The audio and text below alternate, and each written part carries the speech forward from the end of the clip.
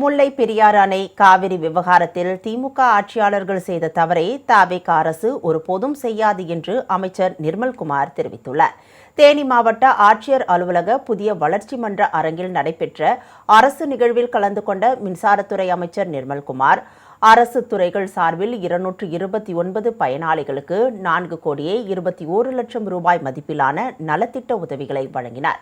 அதைத் தொடர்ந்து அனைத்து துறை அதிகாரிகள் பங்கேற்கும் ஆய்வுக் கூட்டத்தில் பங்கேற்ற பின் பல்வேறு இடங்களில் அமைச்சர் நிர்மல்குமார் ஆய்வு மேற்கொண்டார். அப்போது செய்தியாளர்களை சந்தித்த அவர், முல்லை பெரியாறு அணை நீர்மட்டம் 152 அடியாக உயர்ந்துள்ளதால் வைகை அணை தூர்வாறுதல் உள்ளிட்ட அணை விஷயங்களில் விவசாயிகளின் நீர் தேவையை பூர்த்தி செய்ய தவிக அரசு கடுமையான நடவடிக்கை எடுக்கும் என தெரிவித்தார். முல்லை பெரியாறு விஷயத்தில் திமுக நம்ம திமுகவுடைய தவறான நடவடிக்கைகள் தான் நமக்கு இவ்வளோ தூரம் நம்மளோட மோசமான ஸ்டேஜில் நம்ம விட்டுருக்கு. அதே தான் காவிரி.